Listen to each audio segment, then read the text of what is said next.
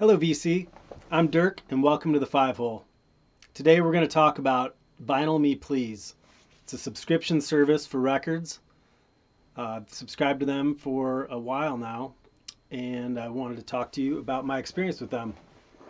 It has been a subject of controversy on the internet since they changed the pricing not long ago, and a lot of people were really ticked off about that and left them.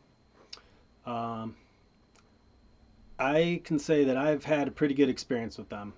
I've been really happy with the records that I've gotten from them. I've been very selective about the ones I got, and I feel like I've gotten a really good value for my money. So far, I haven't found myself without viable options when it comes to choosing which records that I want to receive. And the ones that I have gotten have really been excellent. The pressings have been very good. The masterings have been excellent. And the titles that were available have been very good too. Sometimes titles that you don't find as common titles within different discographies of artists, but ones that are maybe either a deeper dive, deeper cut, or one that hasn't been pressed in a long time. I guess one thing that I've been really careful about is choosing which records I've gotten from them in terms of the way that they're organized. They have three different categories, and I should have written what they are down, but it's essentials, hip hop, and can't remember the third. So I have gone with, you basically choose a track of which ones that you would like to receive. Every month there's one record of the month for that track. So in all there's 3 records of the month, one for each track. If you don't like that one, they let you know a little bit ahead of time what that's going to be for the month. And if you are not interested in that record, you can either switch to a different track for that month and get the record of the month from one of the other 2 tracks, or you can choose from one of the past records of the month. You might even be able to choose just from any of the records that they have for sale. I've done that a couple of times. It's worked out just fine. So I'm just going to go through the records that I've got and maybe say a word or two about each one and my impressions. So this one is Albert King. King does the King's things. And that is Albert King, and he is performing Elvis songs. I never saw this album before this. It's a Stax label. They do a really good job with the packaging on these. This is, this tip-on sleeve. Most of them in the essentials, I'm sorry, the classics. That's the third one, and that's the one that I'm currently subscribed to. The classics tends to be their jazz, blues, soul sometimes. Anyway, most of them that I've gotten, I think, have been tip-on sleeves. Really well done. I've never seen the original of this, but the ones that I have seen originals of, they've done a really good job of capturing the original. That one is mastered by Ryan Smith. A lot of them in this line are mastered by Ryan Smith. And actually, one of the reasons I've stuck with the classics channel of records from them is most of these are pressed at QRP. There have been a couple that were pressed at GZ. QRP does just fantastic pressings typically. They do all of the acoustic productions pressings as well. I think they're owned by Acoustic Productions. And I'm sorry, Analog Productions, not Acoustic Productions. And they do really fantastic pressings. These have all been excellent. No surface noise, really clean. Um, so most of them, as I said, have been in the jazz category, but there have been a few exceptions. So that first one, Albert King, obviously blues man, but playing music from the king of rock and roll, Elvis. This next one is B.B. King, Lucille. Um, nice gatefold. The sound on these things are just fantastic. Um, this one's also mastered by Ryan Smith, and they master all of these from almost all of them when they're available from original analog master tapes, and so they'll let you know most of the time where they're coming from. Some of them in the hip hop and the now I can't remember the name of it, essentials category, I think tend to come from digital sources. That's fine if they're a good digital source. I prefer to get things all analog if I can, and most of these, as far as I know, all of these that I have are. Um, this is one I'd never heard of this artist before. Apparently, his originals go for huge bucks, and this particular title has not been done a lot of times. And I'm probably going to crush it or just kill his name. It's a guitarist, really cool music and excellent guitar work. Gabor Szabo. Pretty cool artwork too. All black and white, little line drawings. Um,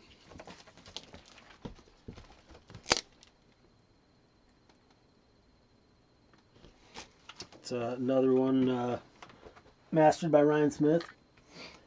Cool thing with these, they also come with these booklets. They look like little moleskin notebooks, and they are printed liner notes. They get I'm not sure who the people are. They must be music reviewers, music aficionados who write up these liner notes, and they're really good, informative. It's nothing you can't find out elsewhere, but it's kind of cool that it comes along with it. They also come with an obi, like that. Some of them, I don't know if they've stopped doing it or if they're just from a different track, but some of them have got drink recipes on them as well. I guess you're supposed to make a cocktail while you listen to your record. I was really psyched for this one. Coleman Hawkins, The Hawk Flies High, Riverside. Again, Ryan Smith, cut from analog.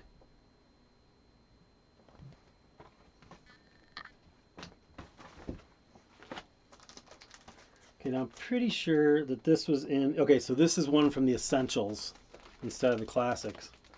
This is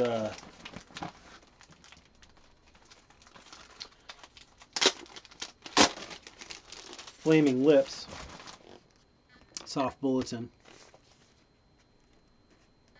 If you like the Flaming Lips, you are familiar with this album. This is a great album.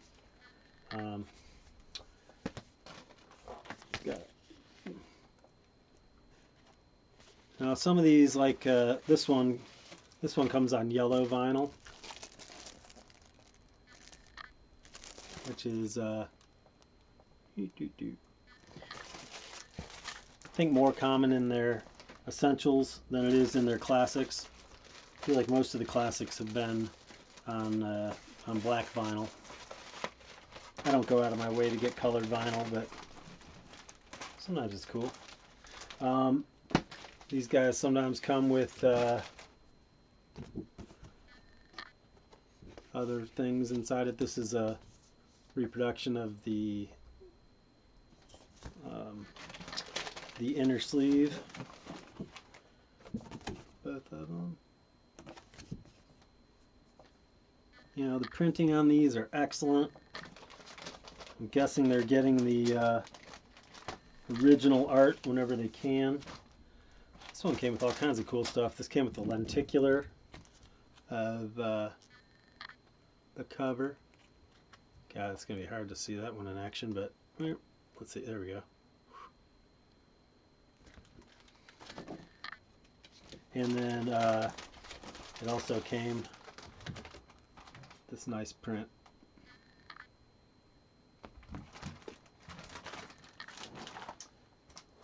This is one that took forever to get.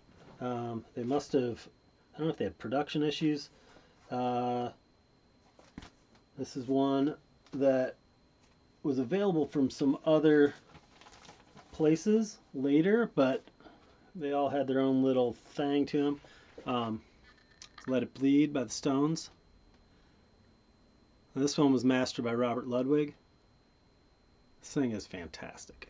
It's a really came out good. They pressed this one on Coke bottle. They call it Coke bottle vinyl.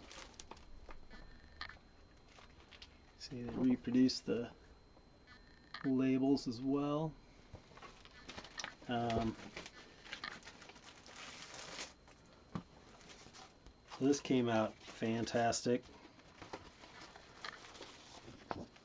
Got the reproduction of the inner sleeve as well.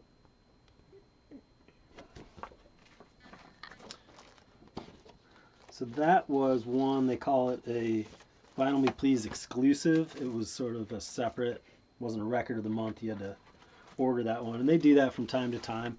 They'll do box sets. They've got a Herbie Hancock box set out that's for sale right now. They did a Grateful Dead one. They did one of, like, I think it's mostly West African music, kind of funk. Trying to think. They've done a few other ones. This was a recent one.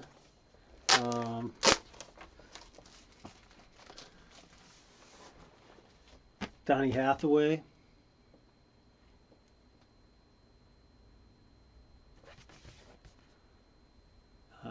This one is also Ryan Smith, I believe.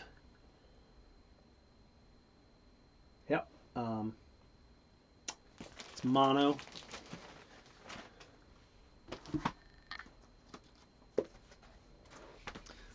Sonny Rollins, Freedom Suite.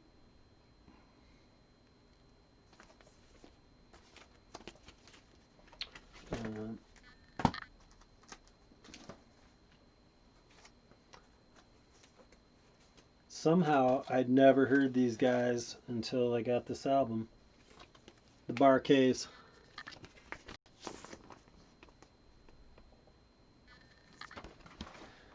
I think this one, nope, this is actually in the classics category. So it's kind of more in the R&B, soul, funk kind of category.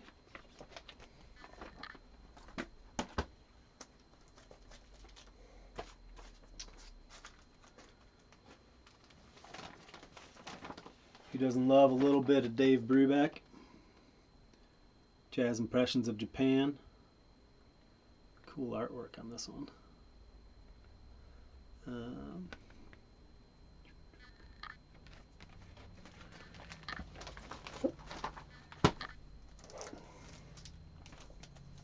Had a let's see,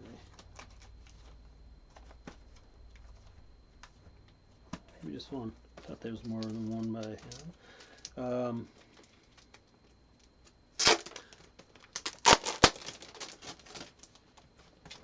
Who got something by one of my very favorite artists. If you like piano jazz, you're gonna like him. Herbie Hancock, Mr. Hands. Kind of some of his slightly later work, moving into kind of the free jazz, acid jazz.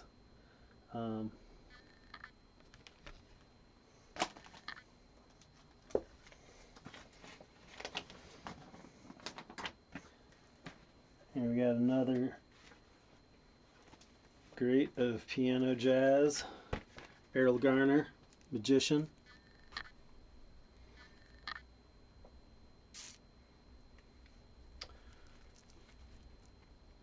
I've since gotten quite a bit of Errol Garner in my collection. I wasn't really familiar with him. He's got a funny way of making these little grunts while he's playing his piano. He's just so deep in the music he can't help himself. It's kind of fun. Okay.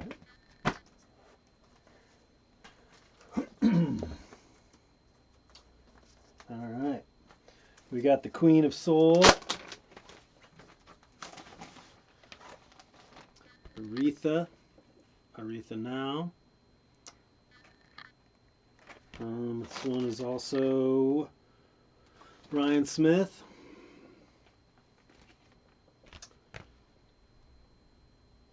Yeah, they do such a nice job.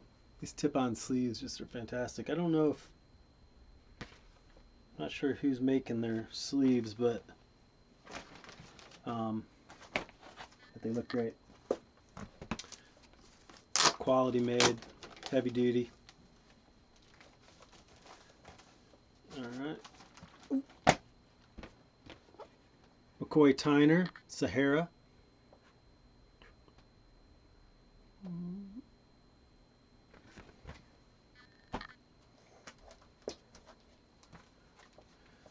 This is one that took a while for it to actually show up. I think they might have had some production issues with this as well. So this is the first Stooges album,